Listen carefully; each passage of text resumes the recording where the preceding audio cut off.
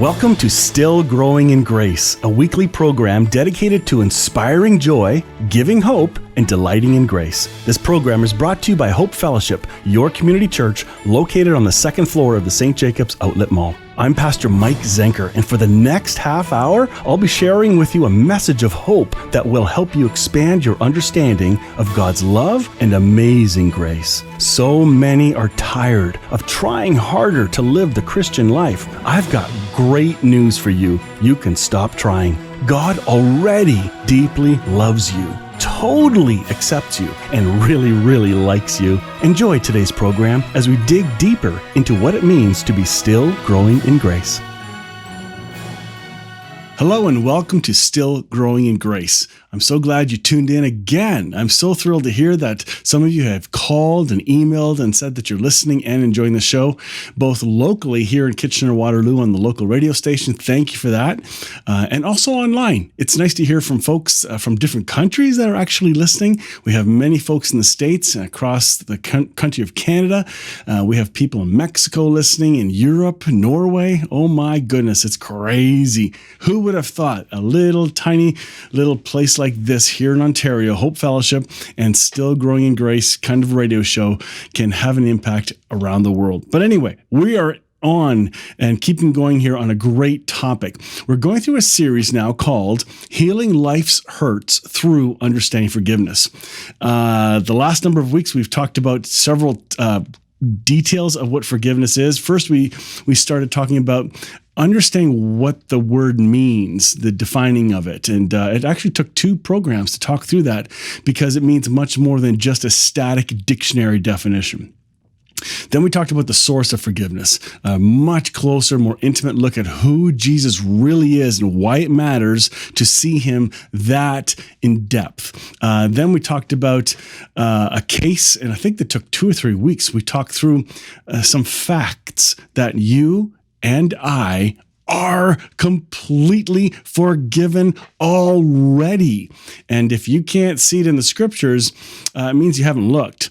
You're not looking for it. And so the last number of weeks, we covered that really well. Today, we're going to dig into a very important topic because, the topic is, why do we need to forgive? Why is this so important? I think you're going to be surprised when you hear some of the responses and some of the content for this particular part of this series. I never really thought it was all that important growing up. I know the Bible says to forgive because God says so. So I did my dutiful forgiveness, and I'll tell you my story a little later today. I hope I can do that today. But I did my duty of forgiveness. I did the act. I said the words. But I have a hunch my heart was not in it. I was doing it out of duty, not from a place of authentic wanting to. And I'll explain that. And if you feel already that you know people in your life you can't forgive and you won't forgive, there's hope. This is going to be great news for you because it isn't as scary as you thought. There's a way to walk through and navigate and understand what forgiveness is so that you yourself can be free. Never mind worrying about how it's going to affect the other people right now, but for your soul, your heart, your mind. There's some great news. Lewis Smedes, an author and teacher, wrote this about forgiveness. When you forgive someone, you are dancing to the rhythm of the divine heartbeat. God invented forgiveness as the only way to keep his romance with the human race alive. Wow, that was a great quote.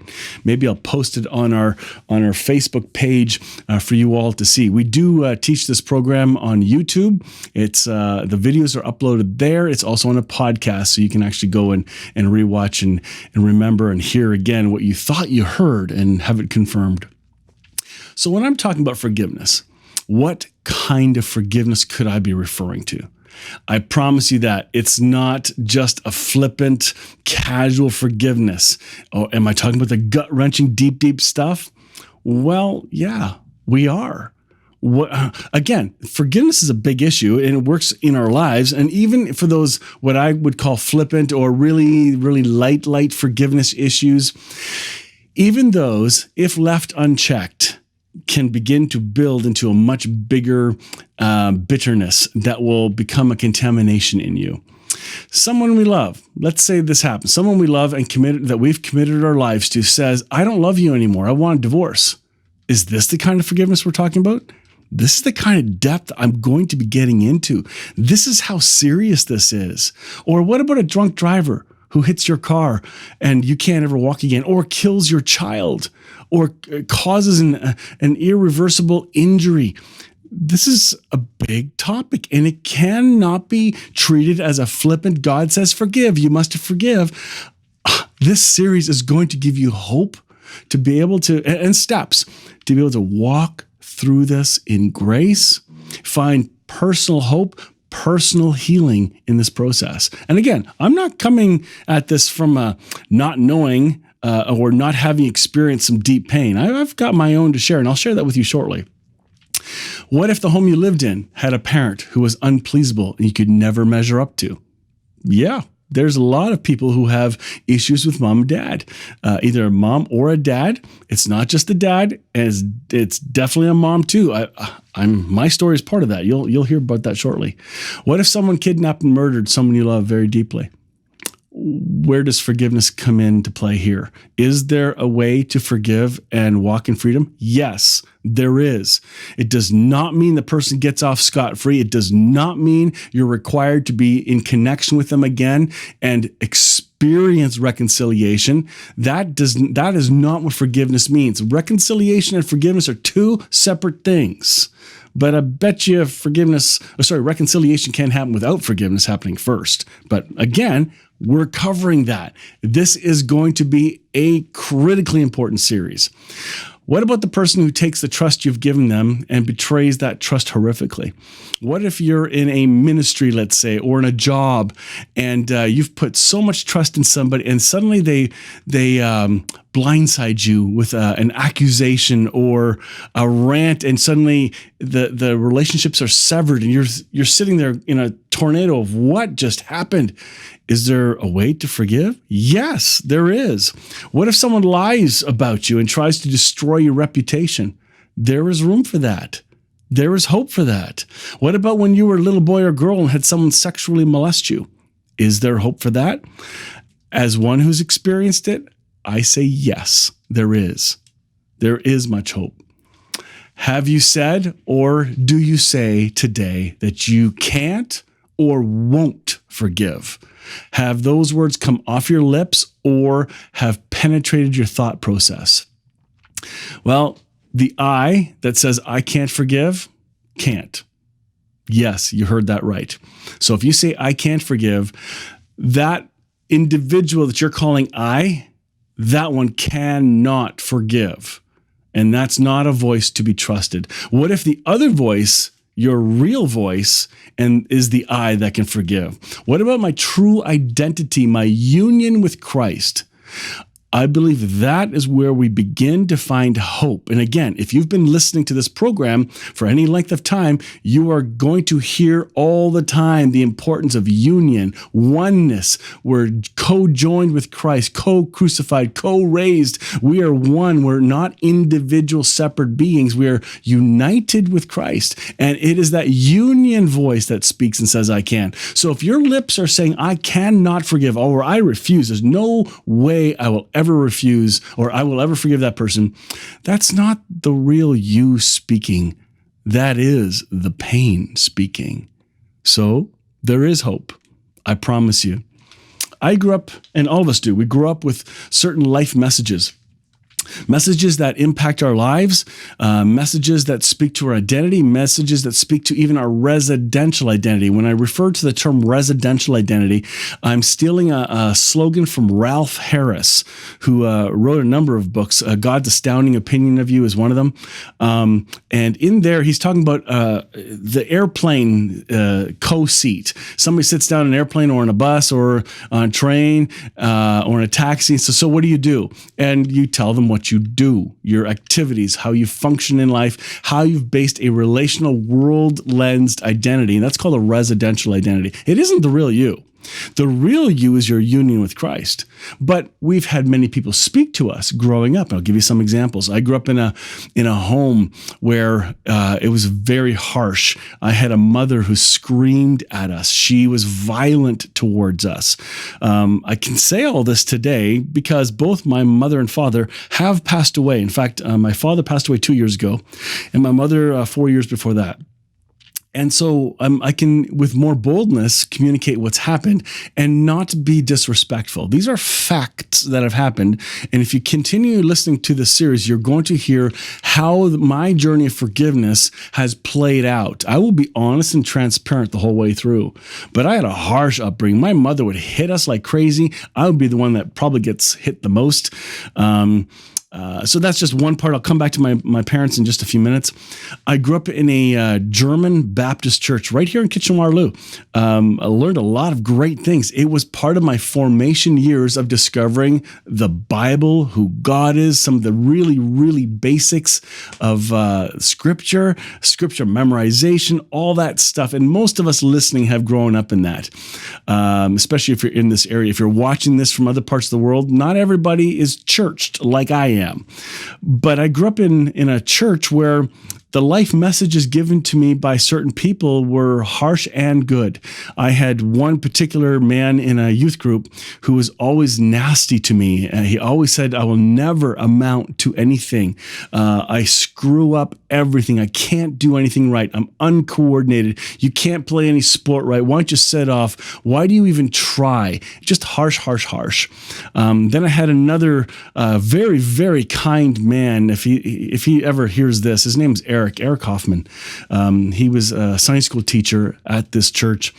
He always was kind, even when he was mad at me, because I did get in trouble occasionally. I was a really misunderstood kid, But Eric was kind.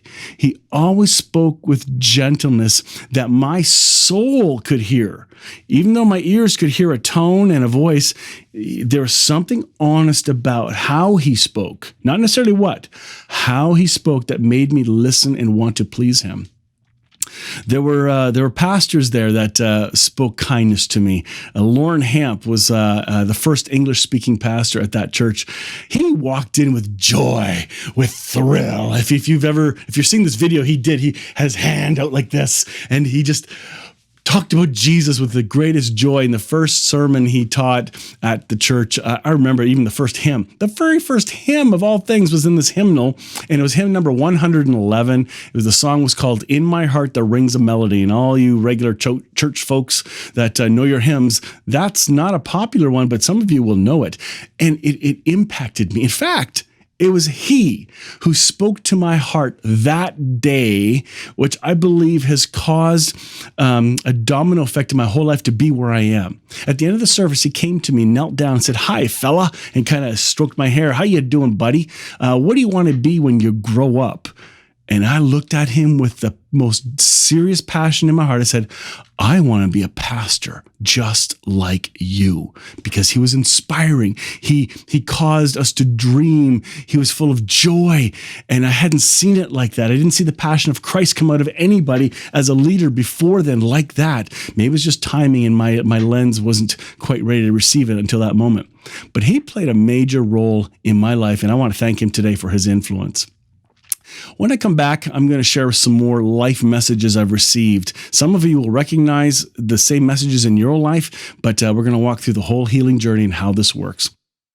Martin Small Engines and Auto Clinic in Elmira is more than small engines. Like their name says, Martin's is also a full-service auto clinic focused on automotive repair and service, brakes, tires, local lockout service, and so much more. Whatever you need, Martin's can do it. For that small-town feel with large shop quality. Trust a team that really cares. Martin Small Engines and Auto Clinic, Industrial Drive, Elmira, and martinselmira.com. Looking for a real estate agent that will put your needs before his? Terry Van Lent is just that agent. caring, and honest are just two of Terry's best qualities, and they shine through in his real estate career. As a longtime resident of Waterloo region, Terry is well acquainted with the area and its multitude of attractive amenities. For an agent that cares, call Terry Van Lent at Coldwell Banker Peter Benninger Realty, 519-742-5800, extension 2060. Thanks for taking time to listen to our sponsors who make this show possible. I am deeply grateful for each one because it does cost money to put this on the air, and thank you for those partners who are making it possible. So back to life messages. Why do we need to forgive? Well, if you're like me, you've received life messages from different people, and not all of them have been positive, and they build into you, they layer, they help shape who you believe you think you are. And I just finished talking about a great pastor who influenced my life as a kid. Then there was in public school, I was one of those kids who always got in trouble, was misunderstood, got in trouble for never doing homework. My teachers even sent this little black book called a homework book home. The teacher had to date it, say what the homework is, and my parents had to sign it and had to come back. It was that difficult for me. I believe I had ADHD back then, but nobody invented that back then. And so I had a hard time focusing. My home life was difficult. I always lived in fear there. So teachers gave me really tough experiences. There were some really good teachers too, who spoke really, really well. I remember Miss McGilvery was a fantastic, kind teacher to me. Mr. Blackwell was phenomenal. Mrs. Crandall, who just retired, I found out, she was a very encouraging teacher and was kind to me. We remember these teachers. In high school, I had trouble. I skipped classes. I always said I had the spiritual gift of truancy. Yeah. Oh my goodness. It was terrible. But the life messages I received were so deeply rooted, I didn't know how it began to shape me. In my home that I grew up in, I lived in a home of fear. Everybody thought my mother was the nicest lady in the world, and she was not. She was very harsh in our home. She played a game when she was in public. She played the sweet old lady or sweet lady, innocent and very manipulative. And growing up, it was hard. I got in so much trouble from her that when I started doing a newspaper route, I was thrilled to get out of the house. I participated in plays at school and choirs, anything to not have to be home. This is my world. Now, I spoke to my one brother about this, my brother John, and he does not remember that harshness and that life of me being picked on. Mind you, he wasn't home as much. He was doing the sports and doing well. He got accolades. He was like the favorite son in some weird way. But this is my world of how I was shaped. As I was delivering newspapers, and if you live in Ontario at all, back in the day, the newspaper carriers had to go door to door to collect a monthly fee for the subscription for the newspaper. Well, on my route, I happened to be delivering to a local Catholic church. And please hear this carefully. This is not a bash against the Catholic Church at all. It was through this visit, through this constant exposure to this particular priest. A priest befriended me. He was a German priest. He came in. He was from the Palatine Fathers and was sent here to help shepherd churches in Ontario, in local Waterloo. And for 3 years, this man sexually abused me right in the office, in the doorway. He took me on retreats. I hated it. But again, after much counseling over the last number of years, I found out he was almost a good guy compared to the hurt my mom was inflicting on me. I had such disdain and hatred for my mother that anything is better than being part of that. Well, I've had much healing since then. So when I was about 14, I started high school.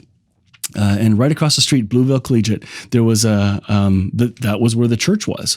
And so my first day of high school, I had just severed the relationship with the priest. I quit my paper out. I wanted nothing to do with this anymore. It was so real, so deep. I was ashamed and just sick from all of this. I couldn't tell anybody. In fact, when I did sort of tell my parents, they were of the era where they said, "Well, you better stay away from him." And that was it. That's how they dealt with abuse. That was a real response. It does not mean my parents were unloving. It means they didn't have the tools in their tool bag of how to respond to this kind of stuff. So here I'm getting shaming messages. My mother tells me I'm not good enough and would hit me and even rub my nose physically into the carpet when I didn't clean it right, causing rug burn on my nose. She would hit me with part of a garden hose over the back of the head and spanking. And if I screamed too loud, I'd get an extra whack or two. It was hard. So I was not acceptable. Later, as I realized growing up that what message did my father give me? He was always kind. He was very gentle. Everybody loved him. I loved him. But he didn't protect me. He didn't look out for me. And maybe I wasn't good enough to be looked out for. I don't know. Poor guy. He had to deal with a lot too. So no bitterness towards him. Just the fact as I realized and processed all the messages. My siblings, we each received different messages from our siblings. Some were a little more harsh, and I want to be fair to them. We're working through stuff. From the church, the priest, he says, I'm just a piece of meat and to be used and abused. That was the message. I went to school. And by the way, I didn't realize until years later why I was skipping classes, why I got kicked out of the high school. I got kicked out of 2 or 3 high schools. And then I went to this volunteer open door school and finally quit that too. And oh my goodness, I took Bible college. That's what I went to. I went to Emmanuel Bible College, and there was mercy and grace that was shown me there, and they allowed me in. I had to do a lot of extra courses to get my equivalency. But there was a journey. So all these life messages really impacted me, and they influence our lives. Some of you may need to stop and think and take account, not to drudge up the past, but for the purpose of evaluation, really think through the life messages given you. And maybe even put them on pieces of paper all across the table or whatever you need to do, and then begin to separate them. Is this true of me, or is this just an outward opinion that is not inspired by God? You are going to find that there are a lot of messages we have still attached to us that need to be let go, because they were never from the divine. They were never from God. It came through everybody else's own pain. This is a big deal. That's why this topic of forgiveness is critical. I did forgive the priest. I did the surface blanket forgiveness. And when I started to discover what I'm teaching you now, there was another layer and level of forgiveness that was poured out to the priest and to my mother. Oh, yes. I really hope I get to the part where I had a revelation at her graveside. But I can't tell you that today. It'll take too long. So today, life messages. These things influenced my life. And please don't sit in your pain. There are many, I believe, that are physically ill because they have harbored and built up and kept all the life messages given to them by others. Those life messages do not reflect your true identity necessarily. Most of them are incorrect or lies, but you believe them because you've been forced to see yourself as unacceptable, not good enough. I've had someone scream in my face for a long time, just pointing and saying, "You're a nothing. You're a nothing." Over and over, "You're a nothing." Yeah. That hits your heart. I'm not good enough. All these Christians that in the church that were screaming at me is, "I'm not good enough. Oh, come on, you can do better." I get slapped upside the head. I get some guys pulling my ear, to try and discipline me and all that stuff. Man, I look back now and realize they were just blind. I have forgiven. They were blind. They were acting out of their ignorance. They did not understand the incredible love of God, and they did not find better ways to discipline. They only worked with the tools in their tool bag. Folks, I'm giving you some tools in this series that will set you free.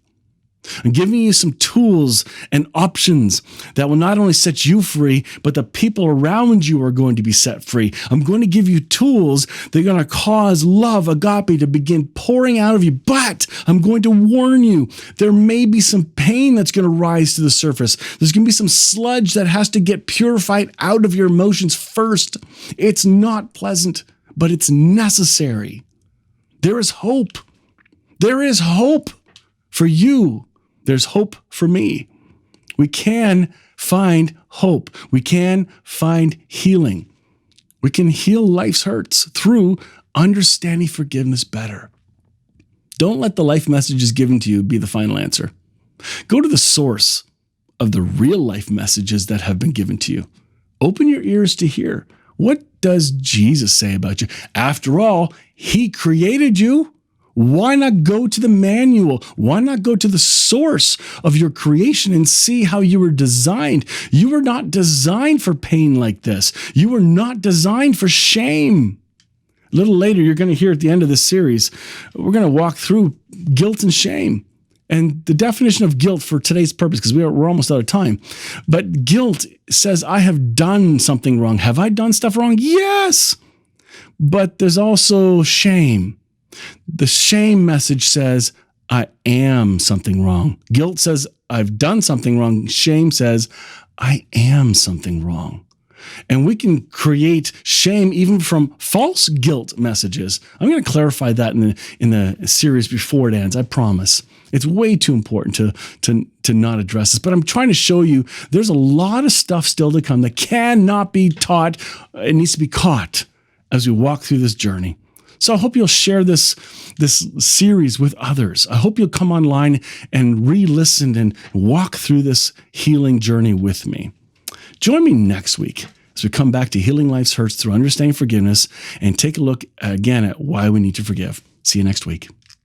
Mark Wilson's Better Used Cars in Guelph is not your typical used car lot. Customers who shop there get the insider treatment, especially when buying from the insider man, Rod Sider. Rod will help you select a late model car, truck, van, or SUV from their large selection of vehicles, and he'll work with your budget. Call the Insider Man at 519-836-2900, extension 287, or visit Mark Wilson's Better Used Cars at the corner of Whitelaw Road and Highway 24, Guelph, and ask for the Insider Man. Are you looking for an encouraging church where you'll discover hope in God who truly loves and accepts you? Hope Fellowship in North Waterloo meets every Sunday at 10:30, and the great coffee is only the first thing you'll appreciate. If you're looking for a safe place, a relaxed community of people who want to grow in the freedom of God's grace, welcome to Hope Fellowship, second floor of the St. Jacobs Outlet Mall. Learn more at hopefellowshipycc.com, and they do have that great coffee.